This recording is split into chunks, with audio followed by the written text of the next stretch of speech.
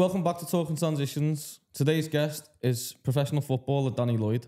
Danny, talk us through coming through Blackburn Academy and then obviously your first setback. So I think I went to Blackburn when I was 10 or 11. I've been at Tranmere for a bit, for a couple of years. I think I was still playing like on like a Saturday, I think it was Airby Boys, I think it was called. And then Tranmere were maybe and ahhing about whether or not to keep me on for that like under 11s, 12s type time. And I went and did a week or two's trial at Blackburn, I think it was. And they took me and I was there then till I think the start of the under-15 season. I think they give 2 years out then to take you to under-16, if I remember correctly. And then that was when I sort of left and then went to Stockwell for that 2 years then. But yeah, our Blackburn team was really good. I was having this conversation with someone last night. I went in at a club coaching last night just for like a little bit of an induction to see what it was like. And he was just asking like how was it? And I was like, yeah, our team was really good. There was, not saying that I was really good, but there was me. Josh Morris went on to play for Blackburn. Lowy went on to captain. Jason Lowe went on to captain Blackburn. I think Phil Jones went on to play for Manchester United. It come to an end. What was the reason behind it? So, if I remember correctly, and if we would have had my granddad here now, he's like an encyclopedia, my granddad, we probably would have been able to recite the conversation verbatim, do you know what I mean? But which I think they're doing quite now a lot in YDP phase of academies. They merged the 15s and 16s together as one group. And I think they did that at Blackburn, and obviously was never ever the biggest in terms of physical stature. It was sort of more down to the fact that could I hack the physical side of the game going and playing with the 16s. And could you?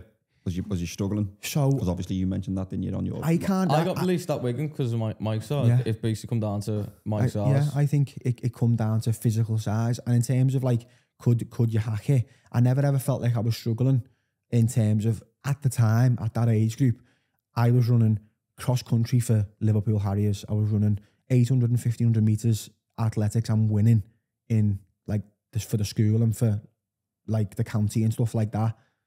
So I could run over anyone in the team. It was just the actual, they must have thought physically. That's kind of your attribute now as well, even in this modern day as well, isn't it? It's been like my probably biggest attribute. Obviously, you know, reasonably proficient on the ball as well, like not to do myself a disservice, but like I've always been the fittest or one of the two fittest people in the team. Every single team I've played for, even now, you know, I did 5K last week in 17:40. Yeah. Like, it's quick. Not is that a natural thing, was it? Or was that just over time? Just over time with competing for the school and the city and the county for cross country and track and field. It was just always something I always had the ability to run. And, you know, again, going back to my granddad as like a massive influence, was like he put me into as many different sports as possible.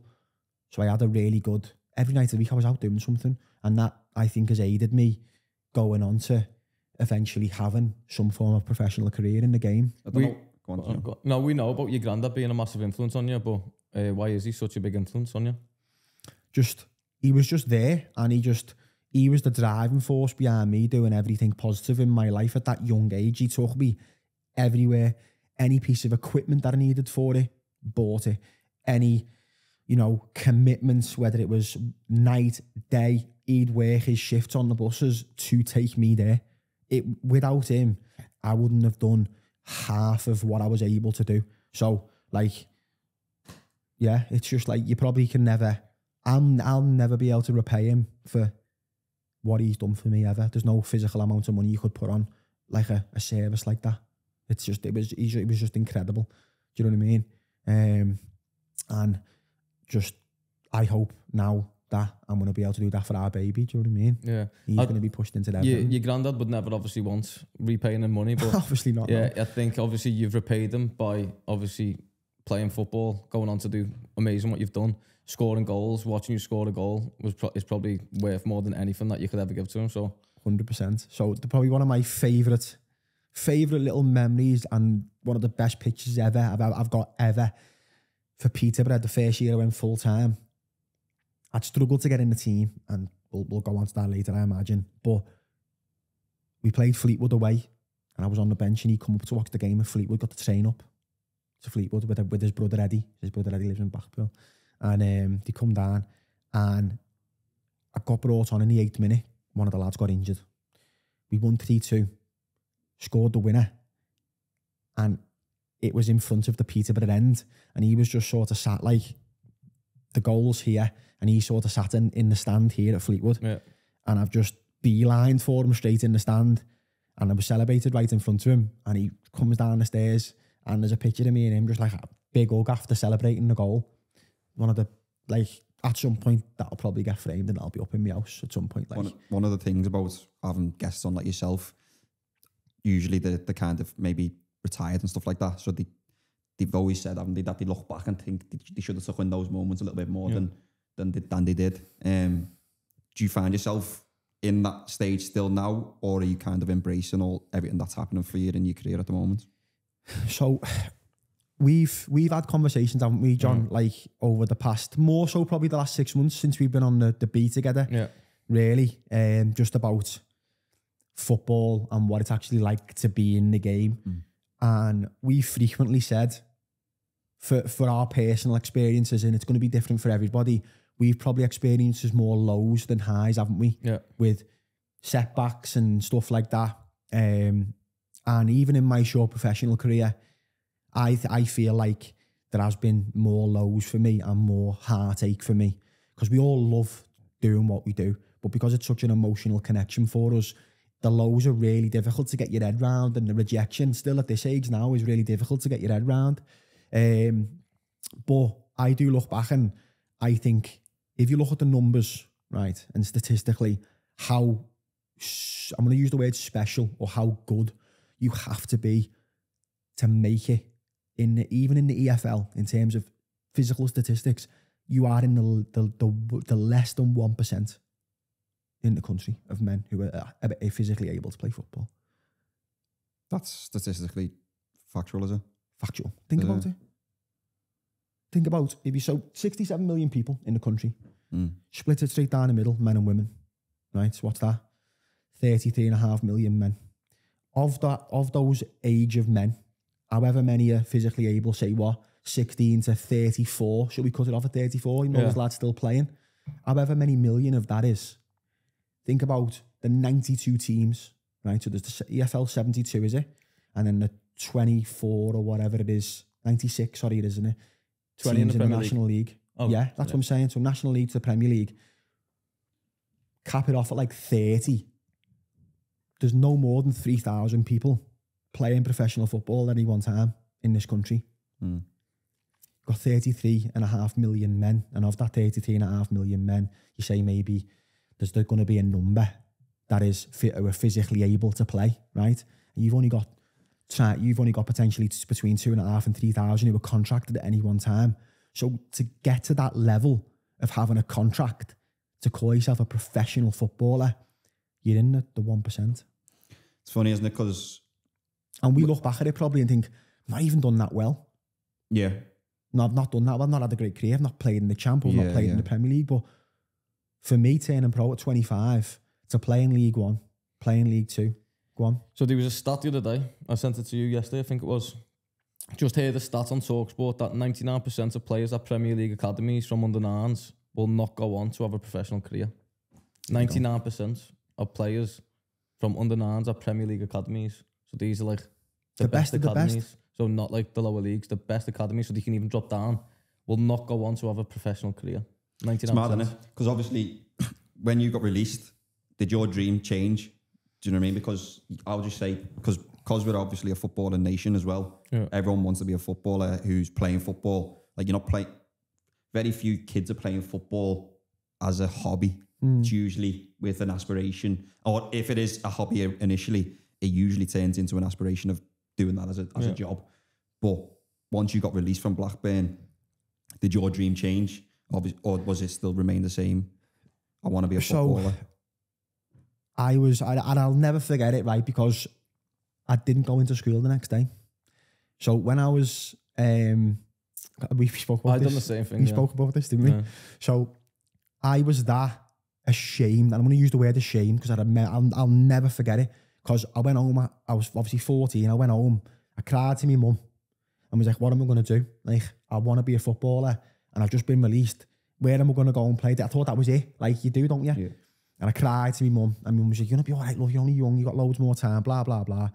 I said, I'm not going into school tomorrow, because all the lads knew that it was judgment day, because me and another lad, Thomas Halligan, I don't know whether any of you know Tommy Halligan, but at Blackburn, and I can't remember what happened with Tommy. Tommy had a horrific leg break when we were kids, and I think that's why he never ended up, but he's gone down a different route, I think. But I never went into school next day, because I thought, I can't handle going into school and having to tell all my mates in the school footy team, I'm not good enough to be at a Premier League academy anymore. And I stayed off. Went in the next day, and then I had to tell them, because couldn't stay off. If I could have, I'd have stayed off in school indefinitely. Do you know what I mean? But yeah, I think obviously as you get older and you do handle a rejection a bit better. But like, if honest to God, the amount of times I've been told, no, not for us. You're not, even like in the last 2 years since my injury, right? Mind blowing. You should have quit a long time ago. Like, the amount of rejection in football is just like ridiculous. And you know what? Like, lads who go and make it at that top career and top level, their stories are going to be so much different, but they're still going to have the experiences that we have lower down. It's just, I feel like there's more stress involved and more things at stake in terms of, because as you get lower down financially, it's not as rewarding.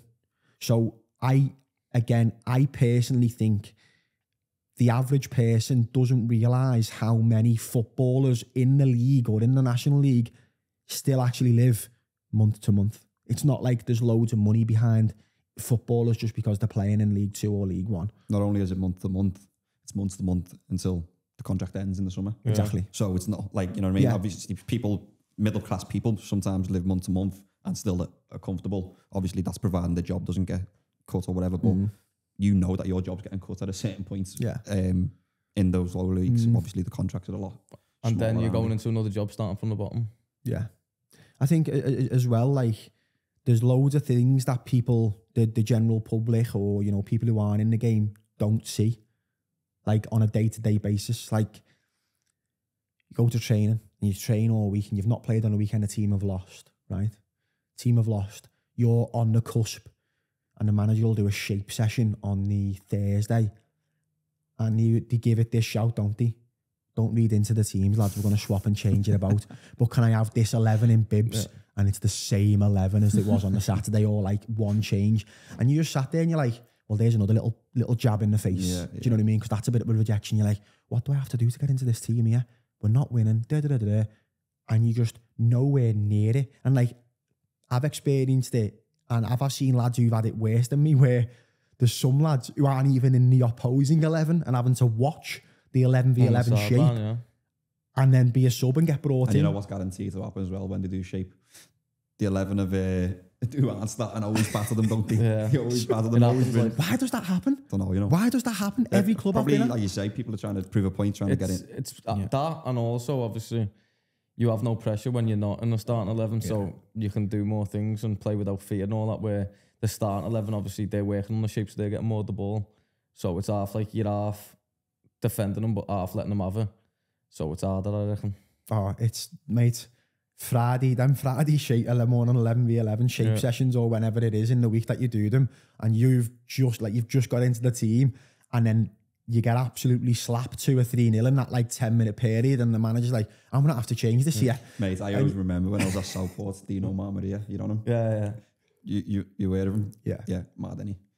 Well, he is. My experience of him is mad anyway, but with the team, who was out of the team, always used to batter the other one, and it was like he was talking to his 5-year-old kids, like trying to blag them. No, it's not 1-0, it's 2-1 to the other. But he'd be trying to like blag grown men like that. What he's saying is right, and it was crazy. Like, but yeah, you go through those, as you say, maybe it's a little bit of pressure, isn't it, or something like that. But it's something to prove as well, I suppose. Obviously, the older I got, like obviously with what's happening with me in the last few years anyway, I was more like, if I'm in the opposite team, I'm like half wanting them to do well anyway, so I'm like more encouraging them, where obviously there's lads that are desperate to be playing and wanting them to not do well in the starting 11, so obviously can get in, but I found myself towards obviously the last couple of years, just like encouraging them more and wanting them to fucking be better than me, basically, just to give them confidence going into the game on Saturday. No, 100%, and I think that comes as you get a bit older, don't you?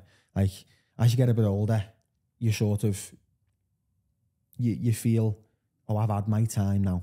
Like, I've like the last couple of years anyway, especially when I was, you know, at Gillingham and when I went to Rochdale, any of the young lads that had come in, I always tried to speak to them and always tried to, you know, if I felt that they'd had a bad session or they were down or whatever, I'd just be like, you're all right, what's happening, what's going on, did you go out the weekend, just try to get a little feeling for where the headspace was at. It's funny because the generation above us used to just fucking slit you, didn't they? Just batter you, didn't they? Honestly. 10 years above, there wasn't none of that. It was fucking can't over there.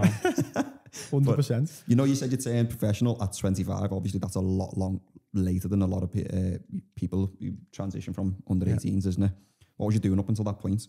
So was you working part-time? I had a life before football, and if I look back now, and would I go and change all of the things that I experienced from 16 to 25 for a career in football? Part of me says, well, yeah, because I think football is a lot about pedigree and your football and education. Where did you get that? And say, for instance, me versus a lad who's been at a top academy till 25, he's fell out the game, and then there's me and him at 25, and a club are looking at both of us. 9 times out of 10, they will take him because of his football and pedigree, not because he might be the best fit. Yeah, there's anomalies, obviously, like Jamie Vardy and obviously, people like that. 100%. But I'm talking about like the overall general statistics. I imagine you'd probably think, well, I'm probably going to look at taking him because of where he's been before and the potential. No, that he must have had something more than this guy who's come up from non-league and whatever. And it does happen. Seen it millions of times, haven't we? But there's a part of me then that wouldn't change any of those experiences, because it's give me a real gratitude for where I got to. Do you know what I mean? Because I've been to... Appreciate it more. I appreciate the career that I've had in the short space of time. 7-year career in terms of professional, and going to, some... You're trying to think of the worst team ever, Not of the worst team, but just like the worst trips. I remember a trip when we were at Fylde, and we played the team on a Tuesday night away because the game got called Lowestoft Town, and we were in a Conference North, and I don't know whether you know where Lowestoft is. It's 40 miles past Norwich on the coast. They managed to qualify for the North. I know, it's mad. Conference North. Don't. Have you seen the Conference North now? Yeah, I've seen it. Banbury, Peterborough Sports, Bishop Stortford's by London. Peterborough Sports are in. I think just because there's too many Conference South teams, aren't there? Doing too well. Yeah. Doing too well. And so we went there on a Tuesday night. We left at like 9-10 o'clock in the morning. Went down, played the game. Sam Finley got sent off. Oh no, was it Sam Finley? No, it was Dom Collins. Dom Collins got sent off in the first half. Chal went absolutely berserk at half time. Got beat 3-1. Bus was pitch black silent on the way home. Didn't get home till 5:30 in the morning. I was up for work the next day. On Wednesday. Literally had an hour's sleep. Up, back in my suit to go to work. It was just scary. And where was you working? I think at that time, I was at Learn Direct, or I might have just started a Biffa maybe, not too sure.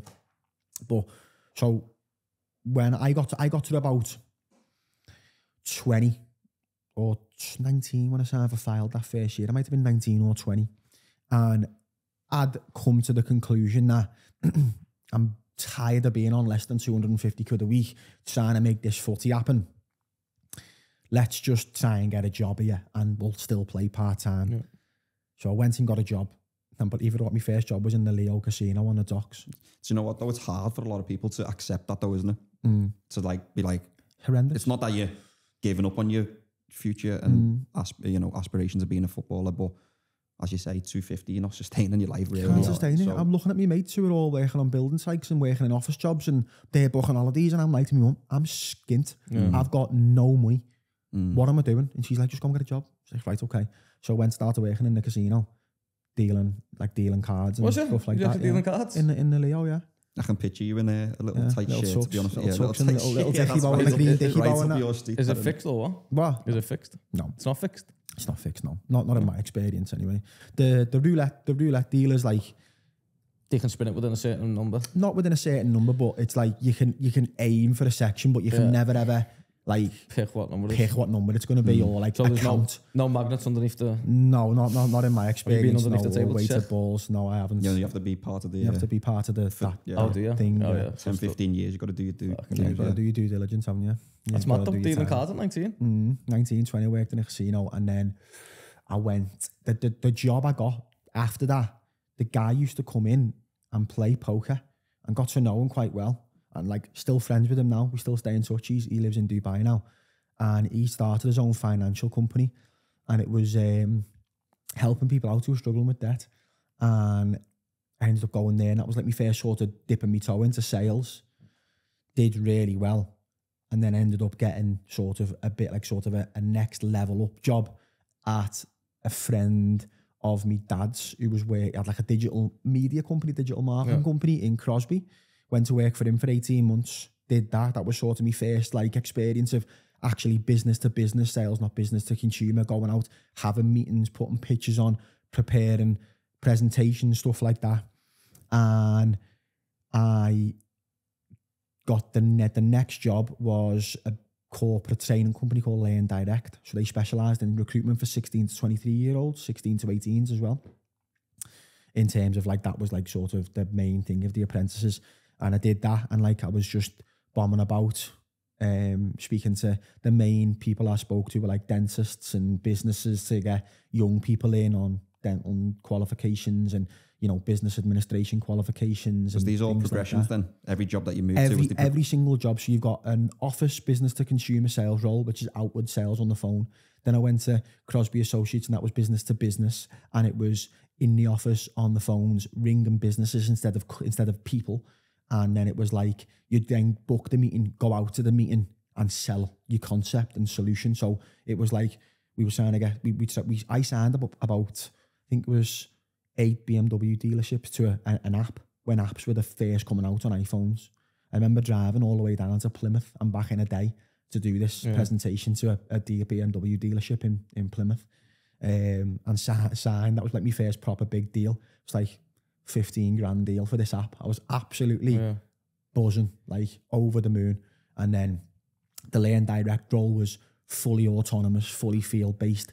You went into the office when you needed to, but you were literally bombing about every day, going in and speaking to people. I just used to literally walk into businesses and go, "Have you got any vacancies? Would you be interested in taking a young person on? Here's my card, give me a call," sending emails out. And then obviously setting up prospective meetings. And then on the back of that, I pitched Biffa for work. For work. Yeah. So I sold to them and then got the job off the back of that. So you must have spoke well in that pitch. So was it hard making that decision to go full-time football? Because obviously you worked yourself so high up and you was enjoying your job and you was doing well financially and all that. And obviously you've had to put the groundwork in. So to make that decision for a lot of people probably would have been easy to go to full-time football, but you know that obviously if you go into full-time football, when you come back out of it, you're going to have to start from the bottom again. So how hard was that decision? So at the time, from that decision, I'll run it back like 12 months. Because I look back now and 12 months before, I was ready to fully jack it in. So the start of that season, before I get my move, I go and sign for Stockport. And Stockport were probably one of the only clubs that I probably would have just like stayed playing for. Because I remember speaking to Ellie and saying, I can't be bothered with this. I'm doing really well in work. Things are on a real good upward trajectory within the business.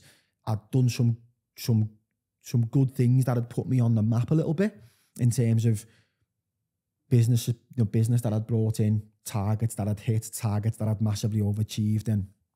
And I remember saying to her, I just think I'm going to go and fully give this everything and just like, you know, go and play somewhere where it's once a week or like not play at all.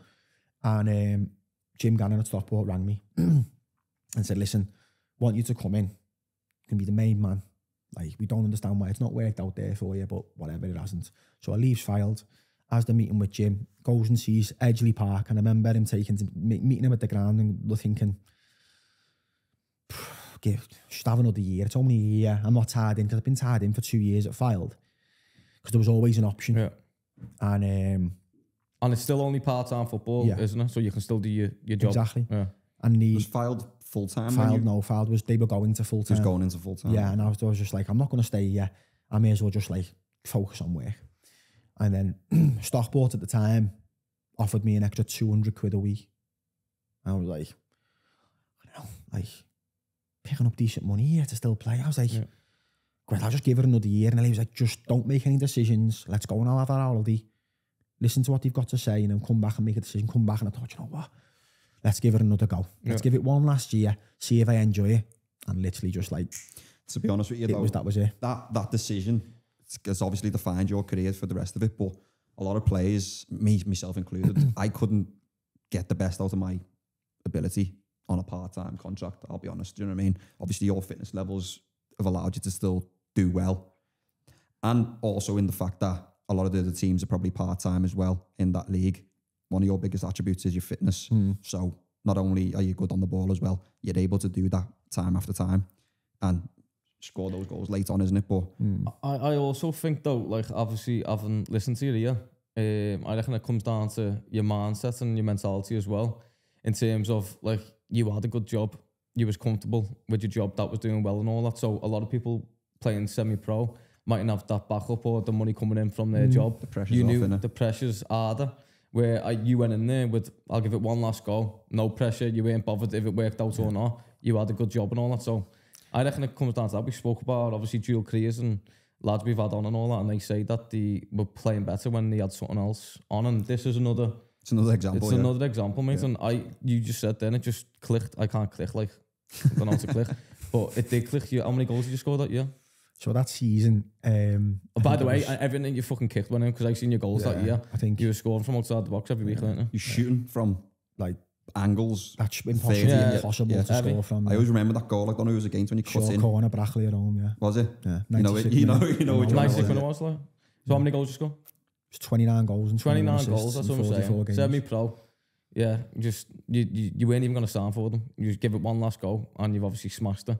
Well, and then Peterborough fucking start ringing. Like a year before, you were thinking about jibbing it. It's crazy. Talk us through that. So, as you've said there, like, and I've tried to explain this to people. When football is your everything and it's your only focus, every single bit of rejection is like emotional torture, because it's the only thing that you've got then to pick you back up. There's no other thing unless you've got kids. And at the time, I didn't have kids until, you know, a few years ago. The only other thing that can pick you back up when full-time football is your job is football, unless you've got businesses on the side, which I didn't have at that time. When I was working that year at Stockport, we were decent and I was just absolutely on fire. Do you know what I mean? It was going great. I loved it. I loved the club. I had the boss relationship with the fans. Everything was going hunky-dory for me. In the eventuality that I had had a bad session or a bad game and I'd not scored, do you know, I went into work on a Monday morning and I made a few phone calls and I followed up on a few contracts and a few contracts dropped. I was dead happy again because, okay, well, I've just put 45 grand's worth of deals on today. That's going to earn me X, Y, and Z amount of money at the end of the month. Brilliant. Absolutely buzzing. Like, going back into training on Tuesday, lads, you want to see this meeting I've just had today under $1,000 contract and it went well, and I've just put 30 grand's worth of business on today, I've signed this big factory up, buzzing. And honestly, I look back at it and yeah, you know, when I went full time, I've had good opportunities, been to Wembley twice, had some promotions, scored an hat-trick in the FA Cup, I've had man of the match on Sky, like couple of really good moments in my career. Do you know what I mean? And I always look back and go, well, when did I enjoy football the most? And it was probably that season at Stockport. It was probably my most enjoyable season in terms of like the whole thing, footy off the pitch and on the pitch. I was just dead happy. It's difficult, isn't it? When it becomes your job, like you say, as you say, when it's your sole income, the pressure's heightened.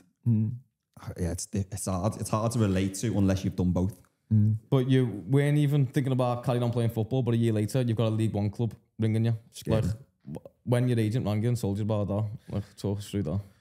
So we had quite a lot of clubs, as you can imagine, at that level, them numbers, like not many lads ever do that. And it wasn't just the goals, it was the assists as well. I had 21 assists.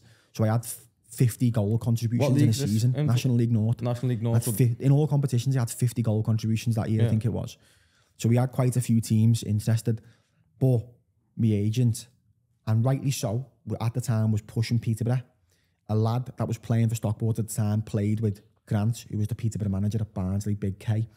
And I knew at the time, so Stockport used to have a comp sheet as you walk in on the player entrance on the right, and every game from January onwards, because there was interest in January, every game from January onwards, I'd go and have a little nose to see who was coming for the games, and some of the clubs that were coming to the games to watch me was just like a bit mad. And I'm like, I was speaking to me, I remember ringing my agents after the game, going, there was such and such a year. Yeah. I did obviously not want to say none. They would come to watch you. They would come to watch you. They would come to watch you. So at this point, are you open to the prospect of going full time again then? Well, yeah, because then you're having to start having conversations with like the missus and family and what do you reckon I should do here if this happens? And like, coming on to it anyway, Peterborough watched me, I think, 8 times. And I know that because when I went down to meet Grant at the training ground, the day I actually signed, I went down and signed in one day. Like, I just couldn't turn it down for a year deal at a club like Peterborough, notorious for taking non-league talent and moving them on again straight away. Barry Fry saying, if you sign here, I'll make you a millionaire, son. Yeah, what a legend. Yeah, that's what he told me, to make me a millionaire. What a legend, he's great.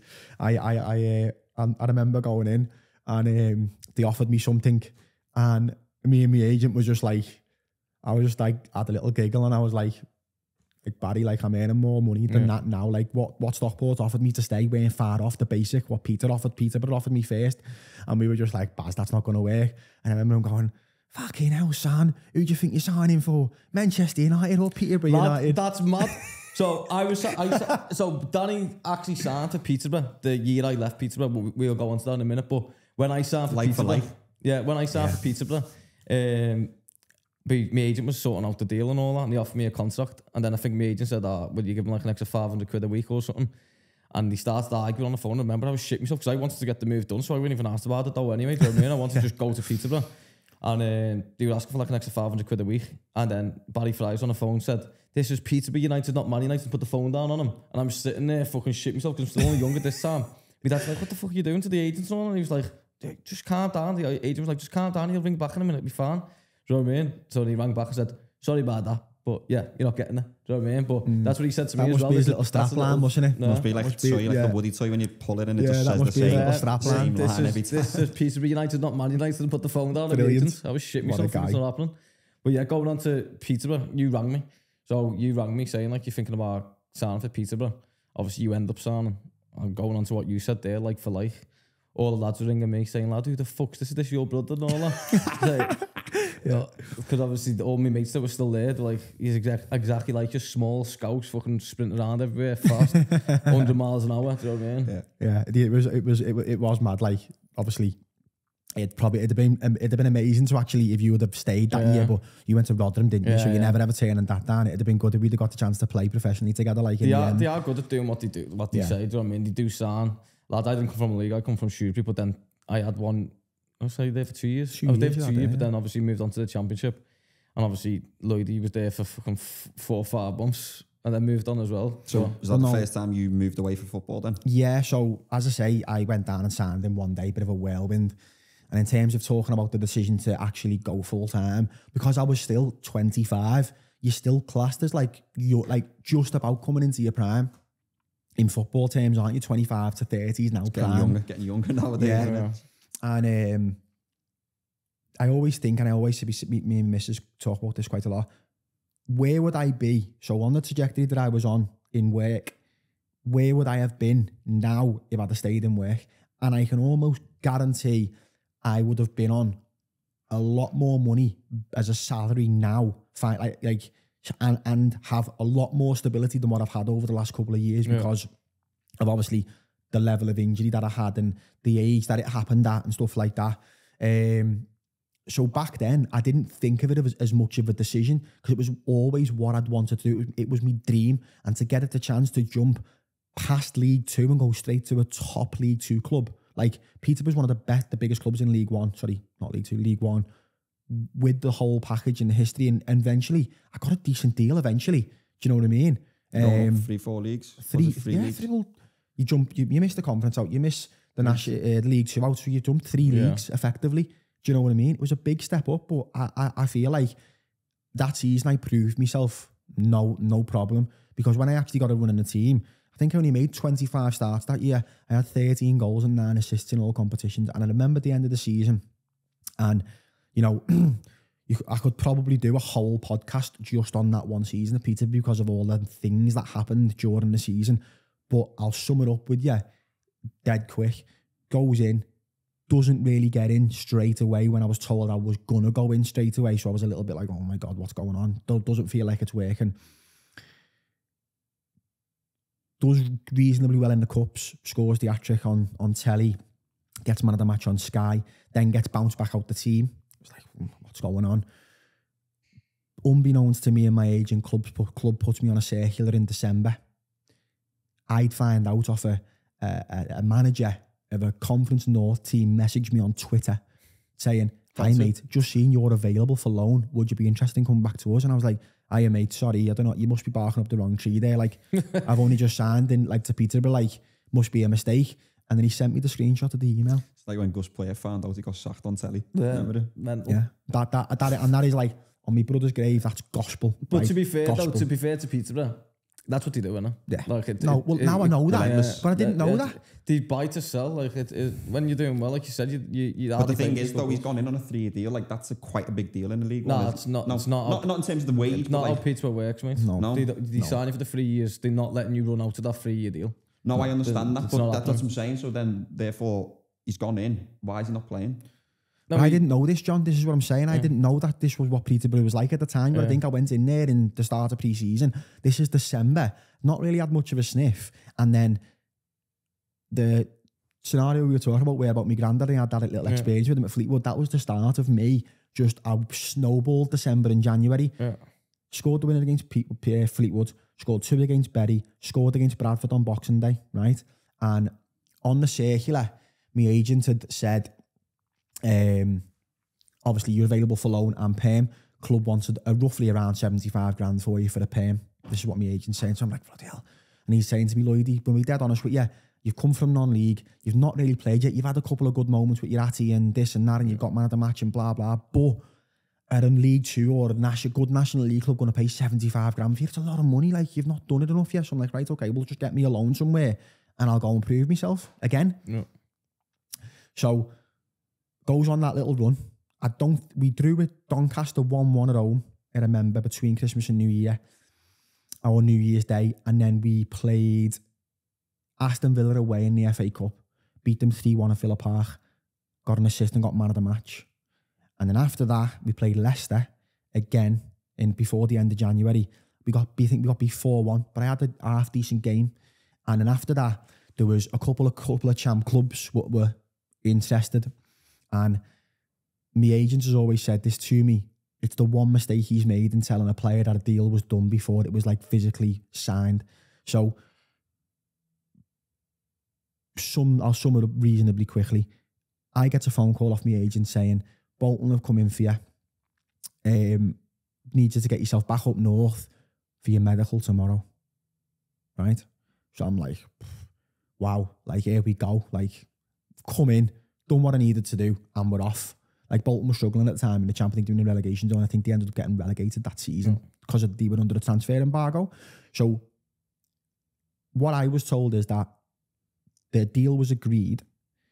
I've then come home, packed, like when I mean come home, I've bin bagged 4 bin bags of stuff in the apartment and shot home because I was that excited about the potential of getting this move. And waiting for the phone call if that my medical's been authorised at Bolton on deadline day in the morning. Meant to be going in there at 10:30. 8:30, 9 o'clock, 9:30, 10 o'clock, 10:30 comes and you're like, fuck. Agent's not answering the phone. Barry's not answering the phone. Like, wow, what's going on here? Gets to about 12 o'clock, my agent rings me, Lloydie, the deal's off. I was like, what do you want about, mate? He's like, I'm really sorry, like, I don't know what's going on. Like, but the deal isn't happening now. Further down the line, I had to go back to Peterborough, which I was absolutely on the floor about emotionally because, like, you get that move and yet you get relegated straight away. But you know, I always think I was flying. If I go and would have got that move and I would have been able to play in the champ from January to the end of the season, you don't know what would have happened. You just don't. You don't know where you would have went. Even if you'd have gone back down to League One, you'd had a massive club like Bolton. What an experience to have on your CV. Do you know what I mean? So goes back to Peterborough. Still does okay towards the end of the season. I was second top goal scorer behind Jack Marriott and second for assists behind Marcus Maddison. At the end of that season, Peterborough sold Jack Marriott for £6.5 million and the chairman put £3.5 million on Marcus Maddison's head and told me that I wasn't good enough. Well, if I'm not good enough and I'm second behind both of them, who else is? Why aren't you getting rid of everyone? That was the question that was posed. And then, you know, the rest is history. Go to Salford, we get promoted at Salford and at the first chance of asking, back up to League Two, spent a couple of years there, and then you move on and sort of that the rest of my career just sort of goes on from there.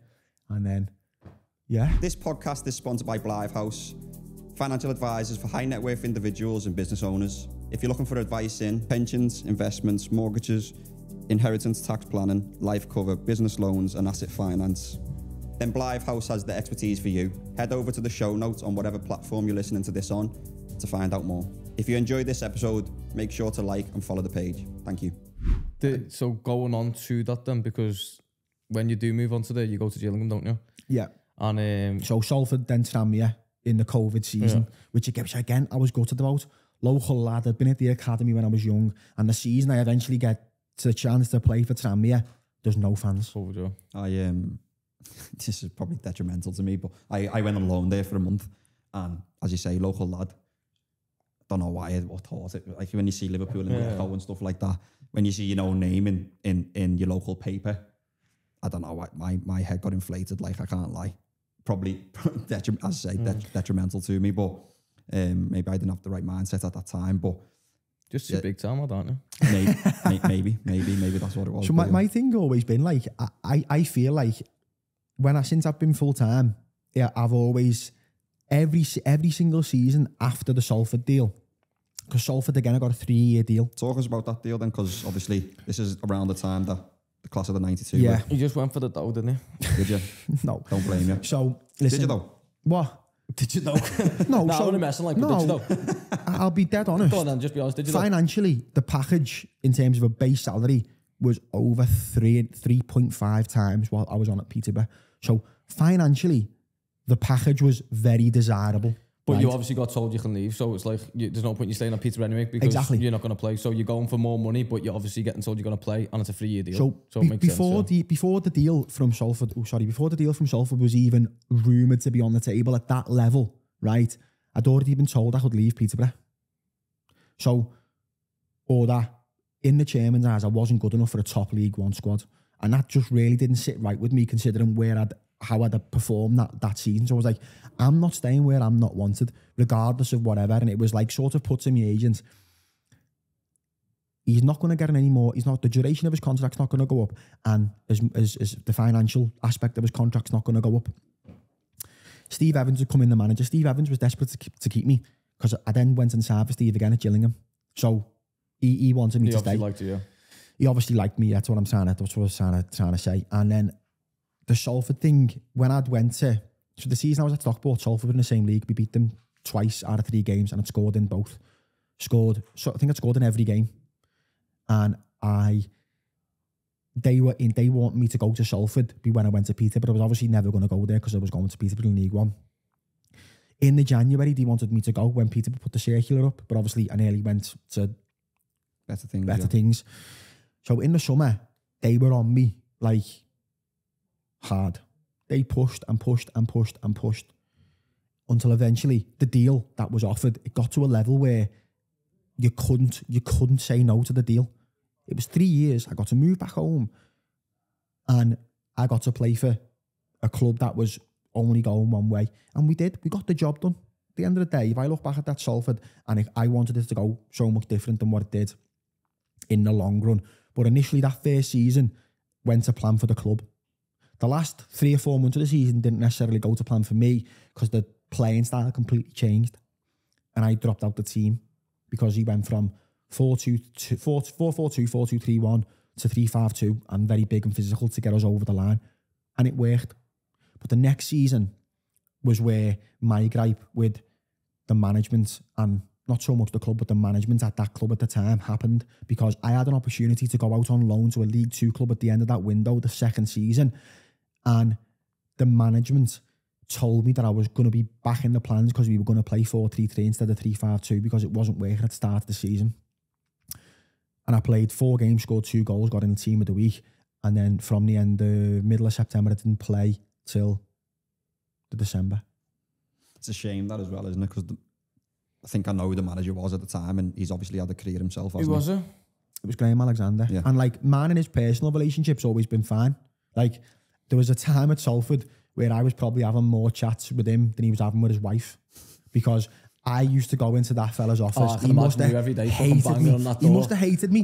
Mate, do you know, If you the sound of his knock, I can imagine Lloyd just knocking every day, you know, just, well, why aren't I playing? No. Why aren't I playing? Well, what if more we can lost I on do? a weekend, if we lost on a weekend and we didn't score, I'm like, Monday morning, gaffer, I need a chance to play. The thing is, it's just a token thing. Obviously, you're trying to stay relevant in the manager's mind, but his mind's already made up, isn't it? Yeah, but you'd be getting it, it's also a thing, like, when you do knock on a door, and I can imagine him doing it, it's more like, what more do you want me to do? As in, like, I'll show you in training. So if the manager says, oh, I need you to start crossing the ball more because you're not doing or whatever, so Lloyd can then go out and training that week and just bang the crosses in the box, then the manager can't use that as an excuse. So it's more, you need to knock on the door to find out why you're not playing. So then you can do it, and then you'll find out whether they're just talking shit to you. They are talking shit a lot of the Well, time. no, so They'll tell you what you want to hear. I'll always remember this because he used to say to me, right, in the office, and I look back and I laugh now because if you don't laugh, you'll fucking cry. So I look back and he used to say to me, Lloyd, you know, you're training really well, you're this close. You're this close. And then How close? This close. No, and he used to do that, Lloyd, you're this close, you're doing everything I need you to. I've asked you to Sure, score. he wasn't saying your height. No, that's a bit shit. That's a bit shit that maybe he was saying that, but you know, never know. Probably subliminal messaging, maybe. But yeah, so he used to be like, oh, you know, you're this close, you're doing everything I need you to do. The team would come on a weekend and was in the squad, and you'd be like, what's going on here? You want Like, some transparency, don't you? That's just when you know your time's done, innit? well, that's it. So I finished that back end of that season. It hit COVID, and I remember coming back from COVID, and I was going into me last year in my contract, and I come back. I'm not messing. The fittest I had ever been. And I thought, you know what? I'm going to make sure that when I go back into this club, I am in incredible shape. And when I mean I won every fitness test, every single fitness test we did, I won that pre-season. But then what he gave me that pre-season was the honesty to go, listen, you're not going to play here for me.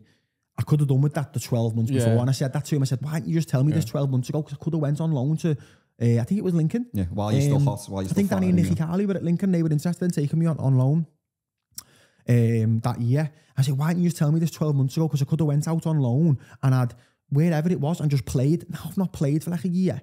Makes it harder to go into the club. I eventually went back on loan to Stockport. They were in the National League. They were still part-time. I had, I think, 6 games for them. And that's one of my biggest regrets, that, because I went back to a club where I was loved and that I loved, and it was just getting taken over, and they probably seen the worst version of Danny Lloyd that I've ever been in my career. You couldn't have bettered what you'd done the first time around, could you? It's not even about being better, because I was a better player, right? I just went from a full-time environment on loan to a part-time environment when the team weren't doing amazing in terms of their form at the time. And I hadn't played properly for 4 or 5 months in terms of like games, because I just was frozen out at Salford.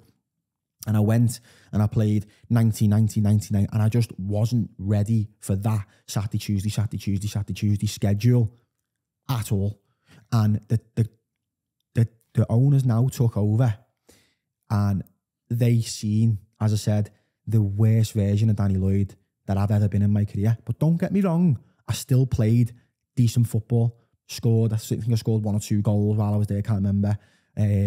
But I had put some decent performances in. But just in terms of where I know how I know I can play, I wasn't match fit when I went there. I went there for games, and if the rest of the season would have played out the way it should have, I might have, you know, got fitter and come better into form. But that was one of my biggest regrets, because then I feel like that scuppered me forever going back to Stockport in the future, because they'd be like, well, we've seen him, we've had him, he didn't really work out. And I look at how it's gone now and it's like, I wish I could have, I wish I could have not gone back and then maybe gone in the summer. Because then I ended up going to Tranmere, did well at Tranmere, we got to the Papa John's final, got into the League 2 playoffs, come to the end of that season, and then went to Gillingham in League 1 because I'd done decent, done okay. And then, went to Gillingham. The team was struggling a little bit, but I felt like towards just before my injury, I was playing some really good football. I was hitting form. I'd scored a few goals. Neil Harris had come in and had some really good chats with him in that first sort of 7 to 10 days that he was in. And he was sort of saying, we've watched a few games leading up to when we were coming in. You've been brilliant. You're going to be brilliant for us. And then, go to Ipswich away and... What happened? It's like I remember going to see the surgeon the week after, and it was like he said, it's like someone's let a bomb off in your knee. That was verbatim what he said. Like, well, he said someone's let a bomb off in it's your like knee. someone's let a bomb off in your knee, yeah. Because most ACL injuries are no one's around you. You jump, land, twist, turn and plant, and it just goes pop. Man was a tackle. Kids scissored me on the halfway line, like just whole leg buckled. What month's this in? February. So this is in February and you're out of contract coming up to July. Summer, yeah. In the summer. And then that ACL injury leaves you out for how long? So it happened on the 5th of February. I had to wait 7 weeks for me up. Usually if you just do an isolated ACL, you're in the next week or the week after when the swelling's gone. I had to wait 7 weeks because the level of damage that was in there. I fully ruptured my ACL. I had a grade 3 tear on my MCL. I had a grade 1 tear on my PCL. And I tore my lateral meniscus. I had bone bruising and other little bits and bobs.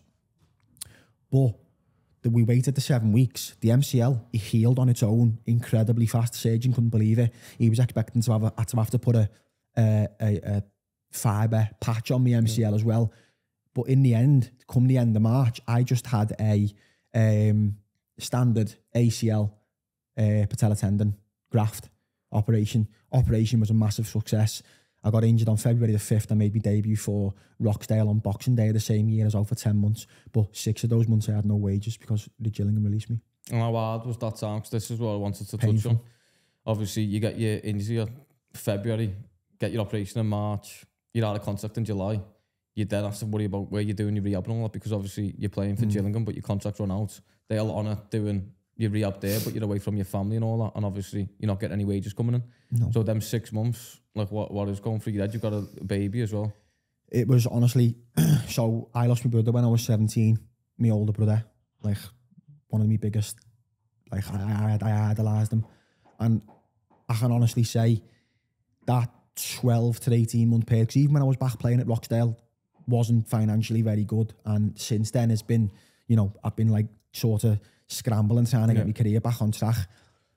That 12 to 18 months, and even to now, where we sit here today, has been one of the hardest periods of my entire life, like physically, mentally. It's just been, at times, been torture. I can't even describe it any other way. I really can't. And I remember there was days I was going to David Lloyd on my own, and I'd be in there from 8:30, 9 o'clock in the morning till 4 or 5 o'clock at night, doing a full day's graft, going in, training, coffee, taking my own lunch because it's one of the most expensive places in the world to eat. And you've got no wage. Like, honestly, I got no dough coming in. Like, it was just mad. But I was determined that I was adamant, like obsessed with that rehab. And there was a couple of people that were incredibly helpful. So Rhodesy was the Salford physio at the time. And I remember going and meeting him for a coffee and just saying, listen, Rhodesy, I need your help here, mate. Like, I've got no one helping me with this. I'm doing it on my own. I'm scattergunning every approach I'm doing, trying to do a little bit of everything. I need structure. And he was up at Motherwell as the head of medical at the time. And he was sending me 6 week plans all the way through. And I eventually got some funding off the PFA at about month 6.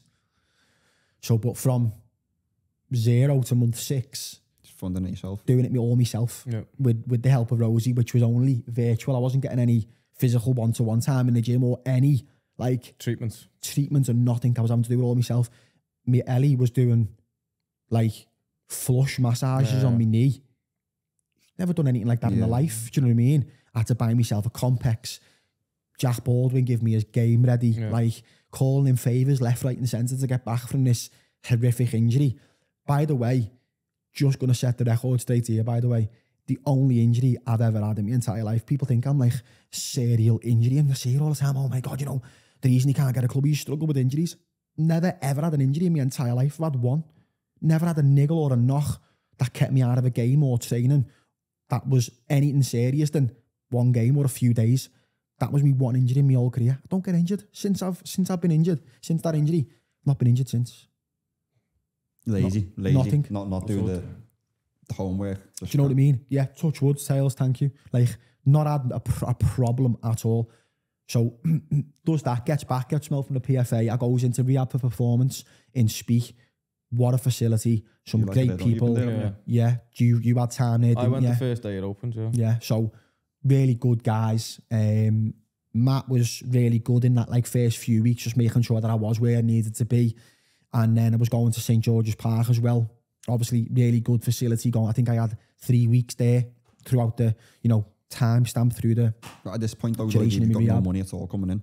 Lad, Andre, when I say not a penny for 6-7 months, I'm like zero. So what are you having to do then? You're having to eat into basically savings and going into like the other side of where you should be. Do you know what I mean? So positive slipped into negative by the time I got back playing.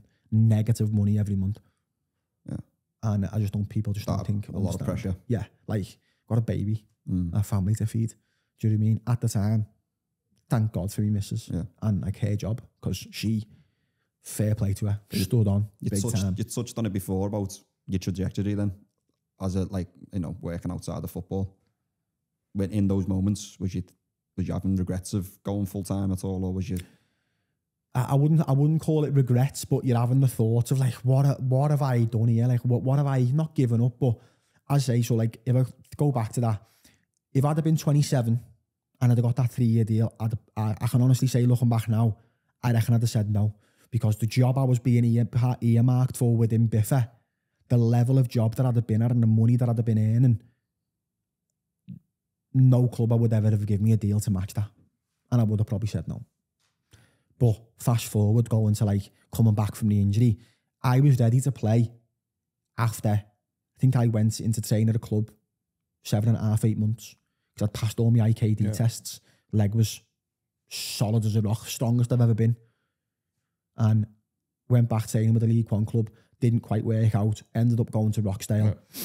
And we had this, considering that, like, they obviously wanted to keep you, didn't they, at the end of the season? Yeah, so it was quite a strange one, really, because again, I had a very similar experience at Rochdale to what I had at Stockport. I loved the club. I went in under Jim Bentley and Chaddy. Yeah. Again, can't thank them enough and the club for giving me the opportunity to play. Give me a month deal initially. I got player of the month for that month, December, and then I got player of the month for January as well. I was playing really well to give me a deal to the end of the season. Just on that, just to go through that again there, like, you obviously, when they're training after being out for so long, and he's had to sign a 1 month deal. 1 month. Like, that's pressure. Signed a 1 month deal. I signed a 1 month deal on the back of that knee injury. After playing for, obviously, Peterborough, Salford, doing well, Gillingham doing well and all that, he's had to sign a 1 month deal to the team of a club who were bottom of League Two. That he's fit and can do it, because obviously his injury and all that. That must be so much pressure alone, just to imagine having the pressure of just a 1 month deal. Yeah, as you say, it's an opportunity, but it's a double-edged sword. Yeah, it's an opportunity, but because you obviously you done well, because then you signed until the end of the season, didn't you? I signed until the end of the season, and I think I had 11 goal involvements from like January, and it wasn't even from January, because I didn't score my first goal. My first goal was away late in Orient.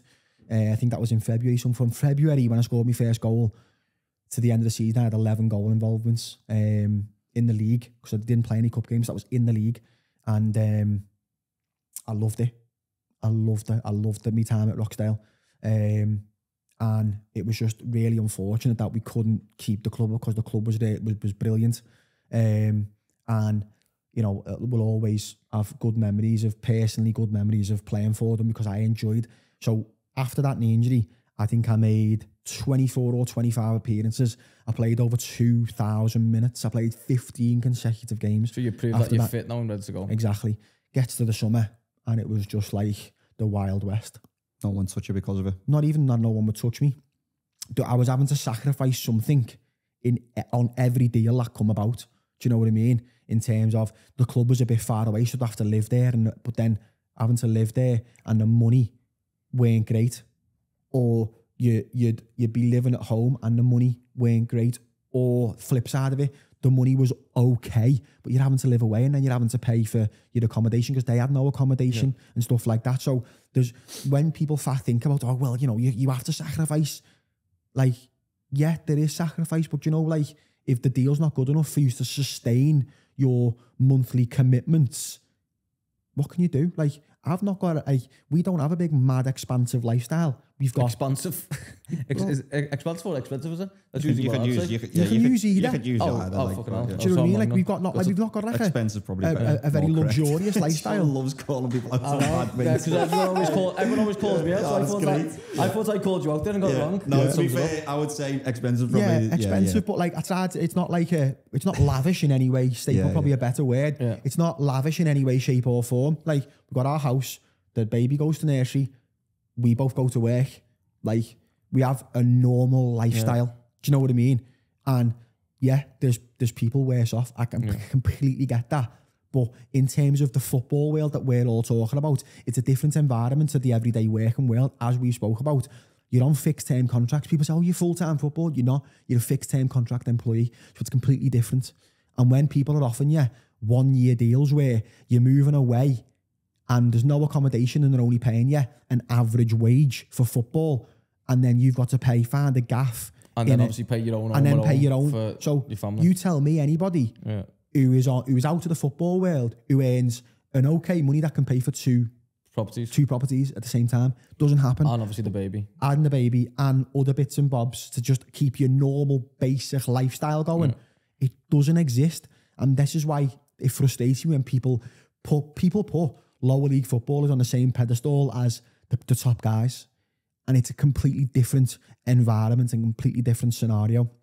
So in the summer, we had deals fall through left, right and centre. Clubs, he's on the list. We like him. Keep him around for us. Waiting.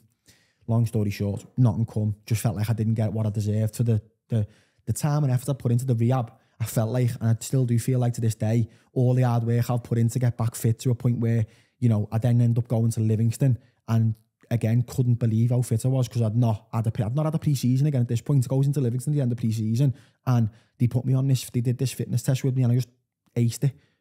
And they were just like, manager said to me, I don't understand what you've been doing away from football, but you are in incredible nick. Like, fair play to you. But that's just, I've always been like that naturally. Do you know what I mean? I've always I've always had the determination to get myself to the gym, to go for a run, to go down to Livingston Sports Park on my own with 3 footies and a set of cones and do a session in the pissing down rain. Yeah. There's no doubt about it that the injury at Gillingham did hinder your career a little bit. Not hinder. Like, when I look back now, destroyed it. Yeah. Destroyed it. Gillingham got relegated on the last day of the season on goal difference. They drew 2 or 3 games at home against teams around them. The form I was in, I can honestly believe, and everyone said it, I contribute a goal. Yeah. Like, whether it's a goal that you win a game 3-1 or 4-1, that keeps you up on goal difference, or a point, getting a winner, I believe I would have made that difference. Yeah. And I also believe that if I'd have gone into Rochdale earlier on in the season, there would have been a scenario where we would have been closer to staying up. You would have got the goal. Would have carried the form I was in. Well, that's the unfortunate thing about football, isn't it? There's so many things outside of your, you're not in control. So where are you now, Donny, to this day? So again, in between clubs, went to Livingston. Really good opportunities to go up to Scotland in the SPL. Very, very quickly turned into a nightmare. Didn't get a sniff. When I mean I didn't get a sniff, I mean I was up there from the end of August till the end of December. I didn't play at home. I didn't come on the pitch in a home game. I played all me 6 appearances were away. Which is mad because this is the same manager who signed you, isn't it? Yeah. I come in, he said, we see you playing 2 or 3 positions for us, being the link between the midfield and the attack. We see you can fill in at wing back, you can fill in midfield, you can play in the 10, you can play off a striker. I was like, yeah, there's going to be loads of opportunities for me to play here because he thinks I can play 3 or 4 positions. The money was decent. Like, I was living in the clubhouse, so it wasn't like... Costing you a fortune. It wasn't costing me a fortune. Yeah, I was best part of 4 hours away from my family, and that was the sacrifice I was making. But I was willing to make that to play in the SPL. Do you know what I mean? It's a big opportunity, and it could have gone so much different. The team ended up struggling, and I still didn't get a sniff at all. So I was just like, what... The sacrifice I'm making, how does that? It outweighs the other one at the minute. So I'm between clubs, and in this January window, some of the things that has happened to me, and I'll speak about this at length probably in the future, and name names of clubs and name names of managers, but at the minute I can't do that. Yeah. What's happened to me this month is like nothing short of a disgrace. But I can't go into it at the minute. No, we won't delve into that then. No, even though we're very intrigued. But yeah, I can obviously tell you off air, no problem. But the one particular scenario that has happened to me this month, if I ever get a chance, because obviously I'm looking to make the transition into coaching now, and I don't know when this will go out, but I've sort of called time on my professional playing career and aspirations of playing professionally. I'm going to go back part-time, I'm going to go to work, I'm going to start transitioning into coaching. You've made that decision. I've made that decision now, yeah. And hopefully this evening or tomorrow I'll pass it for a part-time club and start that transition. I've contacted loads of academies to start trying to get some, experience coaching, and I'm going to go and do that. But what has happened to me this month, if I ever get a chance to be a coach or a manager, I can categorically hand on heart say, I will never ever do that to a player. What's happened to me this month? Ever. The dark side of football, Dark side, but yeah, the plans for the future then for Danny Lloyd, obviously I know because I know you're passionate about it and all that, but you want to go into coaching. Yeah, well obviously we did our B together in the summer, didn't we? That was awful, hated it. You was unbelievable, loved it. Yeah, thank you for that, mate. Yeah. So, I feel like I've had that many negative experiences in football. I want to go into it to prove to myself and to prove to, the wider environment that when you go in to be a coach or a manager, you don't have to upset anyone. There's a nice way of doing things. There's a humane way of doing things. And I just feel like there's loads of lads in football who get treated in an inhumane way. They're humans, they've got families and people to support and things like that. So, if I touch wood, again, Tails, wherever your wood is, mate, touch wood. If I ever get the chance to go and manage in a first team environment professionally or semi-professionally, I've got an idea of how I want to conduct myself and how I want to treat people. And I want to create an environment where even the lads who aren't playing and even the lads who I've told that they can maybe leave or whatever will love coming into training every day because they're still included. Yeah. Just a quick one before we go into a few fire questions. What advice would you give to someone? Because I'm going to bang on about it again because after what everyone's saying and all that, a dual career, would you advise it? Or would you start telling lads? Because obviously the transition from when they finish football, especially for those lower league players, is going to be fucking tough. Yeah. So to start doing something now, start planning ahead. 1,000,000,000%. You have to have something going on away from football and you will have a much better life outside of football. So if you're a young lad now in an academy at the top level and you're on good money and you're 18 to 21, you're playing in the 23s, start a business, start doing a course where you enhance your personal development and your career prospects. Do something through the Open University, do accredited qualification, chartered surveying, project management, something like that interests you. Find something that interests you and do it. If it's trading or investing, do it now, because the sooner you have something outside of football that you can concentrate on, you will, in my own opinion, your performances will be better. And experience, your performances will be better. And if you're a lad who's playing part-time, 16, 17, 18, 19, 20, 21, all the way up, and you've got this dual role, embrace it, do it to the best of your ability, be dead happy about it, and make sure it's 50-50. Don't prioritise one over the other. Because if anything at the time, I was more bothered about work than I was about football. And then 12 months later, I go and get a move to League One. Because I was just prioritising happiness over, I've got to make it. At that time, I was thinking, there was not a chance in my head I was thinking about making it or getting a deal until the very end of that season when I knew there was clubs interested. And I would just say to, I think there's been a real explosion of personal young player development centres and coaches and pages and stuff like that. And I would just say to anybody who watches this who's doing stuff like that, make sure that as a parent, and I will do this for my son, make sure that football isn't their only vice, their only hobby. Get them out doing other sports. So like I've started our baby in gymnastics. Yeah. He loved it. He's going to do that throughout the whole of his youth upbringing, right the way through school. He's going to get stuck to that because it's so good for future athletic development and performance. I'm going to make sure he runs. I'm going to make sure he golfs. If he wants to play cricket, he can play cricket. If he wants to play badminton, he can do that. And he'll do football as well. But I'm not going to push him into anything. They can't be pushed into anything because it'll turn bad. They've got to have as many options as they can all the way through to, I'd say, maybe 14.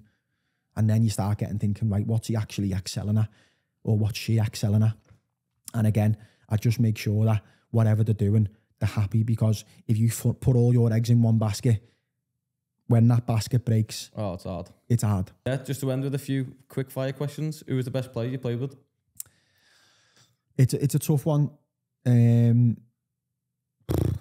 Quick fire. Yeah. That was supposed to be quick. I know, yeah, but off the top of my head, you put me on the spot, aren't you? Who's the best player you played with? Come on. You can name a couple if you want. In terms of, probably in terms of the effect that they had on the team, and when he went out the team, you could see it. Probably Varney at Tranmere. James Vaughan. Yeah. James Vaughan. Varney was, for the effect that he had on that team, we were flying at the time. He gets injured, and we just Crumble.